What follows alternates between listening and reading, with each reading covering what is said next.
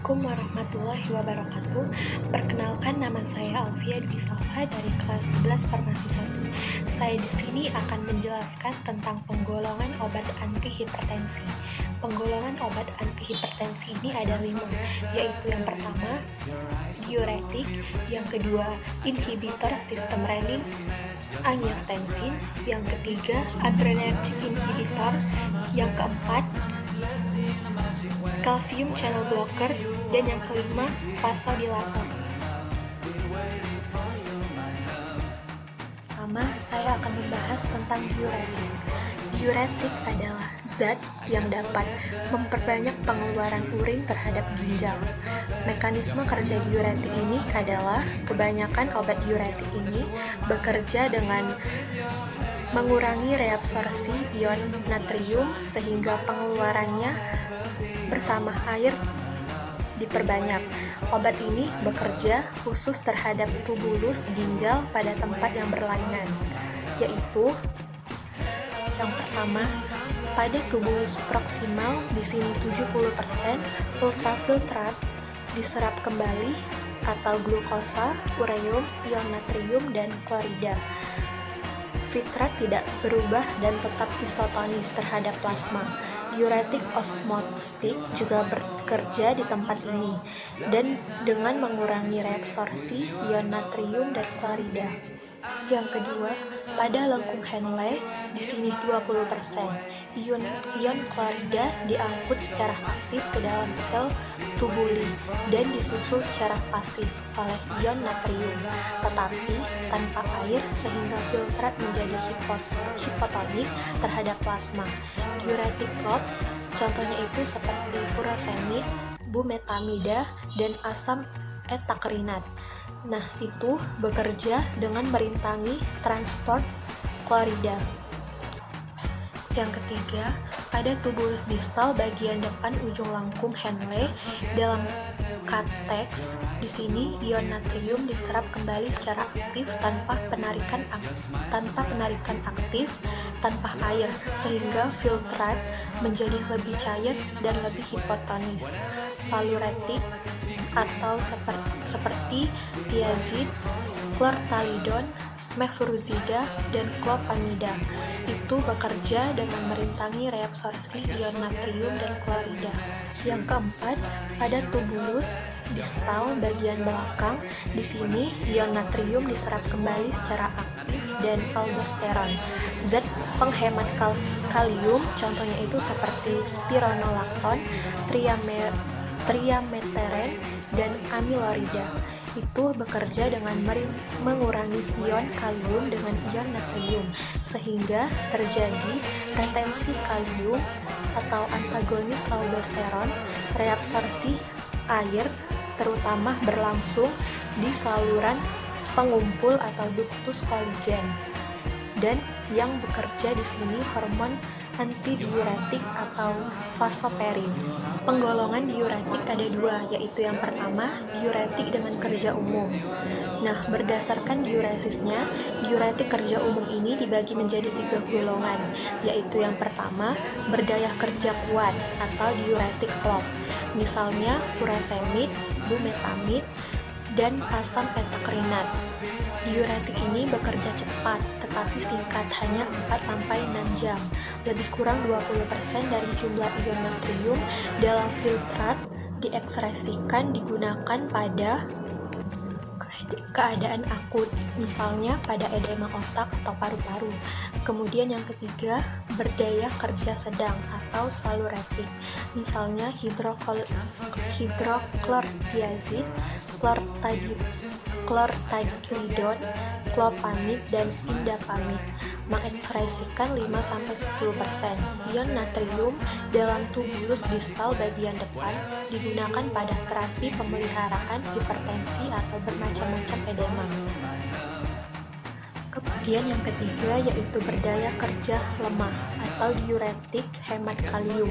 Misalnya itu spironolakton, amilorida, triameteren. Obat ini mengekspresikan ion natrium atau kurang dari 5% pada tubalus distal bagian atas. Kedua yaitu diuretik dengan kerja khusus. Diuretik dengan kerja khusus ini dibagi menjadi dua, yaitu yang pertama diuretik osmotik, misalnya manitol, sorbitol, gliserol, dan uren. Reabsorpsinya bersifat non-elektrolit dan tidak lengkap, sehingga tekanan osmotik ultrafiltrat dipertinggi dan kadar natrium menurun dalam cairan tubuh. Kekurangan diuretik ini adalah ureum. Ureum ini adalah daya kerja lemah, rasa tidak enak, dan menyebabkan gangguan usus. Kemudian yang kedua, manitol dan sorbitol hanya dapat digunakan parenteral 4 dan dapat menyebabkan edema paru. Kemudian yang ketiga yaitu penggunaan karbohidrase, misalnya acetazolamid dan diklofenamid, bekerja merintangi enzim karbohidrase di sel-sel tubuli sehingga ion-ion HCO3, natrium, dan kalium diekspresikan bersama air. Penggunaan ini sekarang hanya pada glaukoma untuk mengurangi produksi cairan dalam mata. Selanjutnya, contoh obat golongan diuretik ini adalah yang pertama amilorid, yang kedua furosemid, yang ketiga asam etakrinat, yang keempat clortadilon, yang kelima spironolakton, yang keenam acetazolamid, yang ketujuh triamteren, yang kedelapan hidroklorithiazid, yang kesembilan glukosa. Kedua yaitu inhibitor sistem renin-angiotensin. Angiotensin adalah bagian dari sistem dalam tubuh yang disebut sistem renin-angiotensin. Renin dilepaskan ginjal apabila sel di organ tersebut adanya penurunan tekanan darah. Komponen lain dari sistem renin-angiotensin yaitu enzim pengubah angiotensin atau ACE. ACE inhibitor. Angiotensin converting enzyme atau ACE inhibitor adalah golongan obat hipertensi yang bekerja dengan cara mencegah tubuh memproduksi hormon angiotensin, yaitu yang bisa membuat pembuluh darah menyempit. Dengan berkurangnya jumlah hormon ini, maka pembuluh darah akan tetap terbuka dan tekanannya pun akan stabil di angka yang normal. Contoh obat yang termasuk dalam golongan tersebut adalah captopril, enalapril, lisinopril, perindopril, ramipril, fasinopril, dan lain sebagainya. Angiotensin reseptor blocker. Angiotensin reseptor blocker adalah golongan obat untuk menurunkan tekanan darah pada kondisi hipertensi. Obat ini juga digunakan dalam pengobatan gagal jantung dan pencegahan gagal ginjal pada penderita diabetes dan hipertensi. Kerja golongan tersebut adalah bekerja dengan cara menghambat pengikatan angiotensin 2 ke reseptornya. Contoh obat golongan tersebut adalah losartan, ondesartan, valsartan, telmisartan, irbesartan, dan lain sebagainya. Direct renin inhibitor. Direct renin inhibitor adalah termasuk golongan obat hipertensi yang baru. Obat ini bekerja dengan cara menghentikan produksi suatu zat kimia di tubuh yang dinamakan renin. Dengan begitu, pembuluh darah juga bisa melebar sehingga tekanan darah bisa turun. Contoh obat golongan tersebut adalah aliskerin. Dan juga obat direct renin inhibitor bekerja dengan cara mencegah enzim renin yang memicu tekanan darah tinggi sehingga tekanan darah dapat menurun, yaitu adrenergic inhibitor. Yang pertama, beta adrenergic inhibitor atau penghambat beta. Penghambat beta adalah golongan obat yang bekerja dengan menghambat hormon adrenalin adrenalin sehingga tekanan darah turun. Penghambat beta ini dibagi menjadi dua, yaitu yang pertama selektif dan non-selektif. Penghambat beta selektif adalah atenolol, bisoprolol, metoprolol, dan nebivolol. Contoh penghambat beta non-selektif adalah carvedilol dan propanolol. Alpha adrenergic blocker atau penghambat alfa. Penghambat alfa ini bekerja dengan cara menghambat hormon katekolamin agar tidak mengikat dengan reseptor alfa. Hasilnya, sirkulasi berjalan dengan lancar, jantung berdenyut secara normal, dan tekanan darah menurun. Dua jenis obat penghambat alfa ialah doxazozin, prazozin, dan terazosin. Yang ketiga, sentral simpatolitik, anti-adrenergik. Kerja sentral bekerja menurunkan aktivitas saraf simpatik.